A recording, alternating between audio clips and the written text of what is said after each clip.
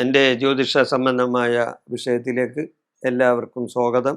ഞാൻ ഇന്ന് പറയാൻ പോകുന്ന വിഷയം മഹാഗ്രഹങ്ങളുടെ രാശിമാറ്റം ആണ്.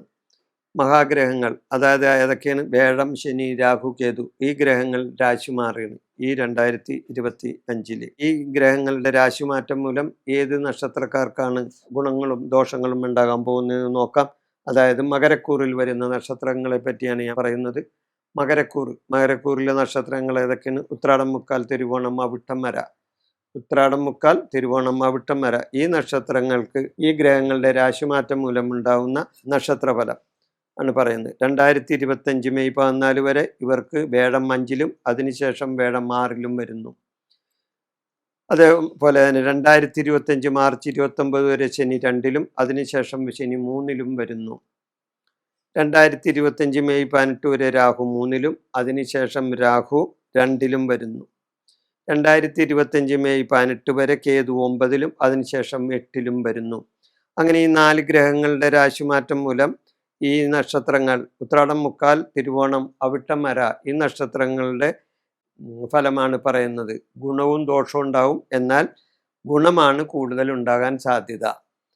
ദോഷത്തെക്കാൾ കൂടുതൽ ഗുണങ്ങൾ ഇവർക്കുണ്ടാകും.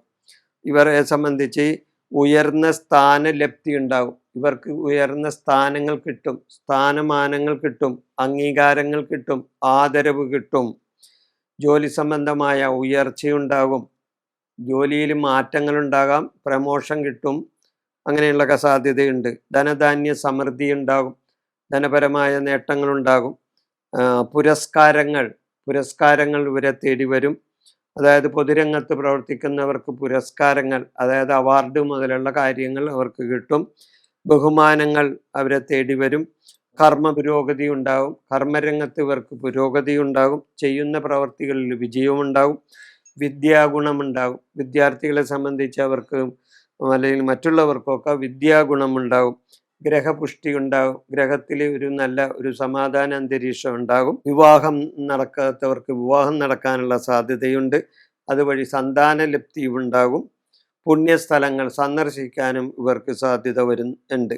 പുണ്യസ്ഥല സന്ദർശനം, അതായത് തീർത്ഥയാത്ര പോകാനൊക്കെയുള്ള അവസരങ്ങൾ ഇവർക്ക് വന്നു ചേരും.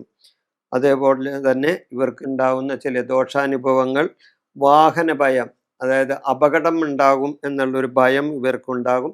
അലസത ഉണ്ടാകും, മടി, അലസത, എന്ത് കാര്യമാണെങ്കിലും അത് ചെയ്യാനുള്ള ഒരു മടി ഇവർക്കുണ്ടാവും, അലസത ഉണ്ടാവും. പിന്നെ കാര്യതടസ്സങ്ങൾ ഉണ്ടാവും. ചില സമയത്ത് ഇവരുദ്ദേശിക്കുന്ന കാര്യങ്ങൾ നടന്നില്ല എന്ന് വരും. അതിന് കാര്യതടസ്സങ്ങൾ ഉണ്ടാകും.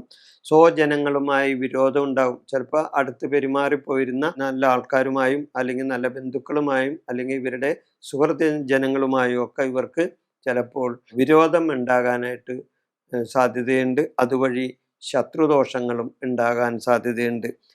കൂടാതെ അപമാന ഭയം ഉണ്ടാവും. അപമാനിക്കപ്പെടുമോ എന്നുള്ള ഒരു ഭയവും ഇവർക്ക് ഉണ്ടാകാനുള്ള സാധ്യത ഉണ്ട്. അപ്പോൾ ഈ മകരക്കൂറിലെ ഈ നക്ഷത്രങ്ങളുടെ നക്ഷത്രഫലമാണ് ഞാനിവിടെ പറഞ്ഞത്. ഈ വിഷയം ഞാൻ അവസാനിപ്പിക്കുന്നു. നന്ദി, നമസ്കാരം.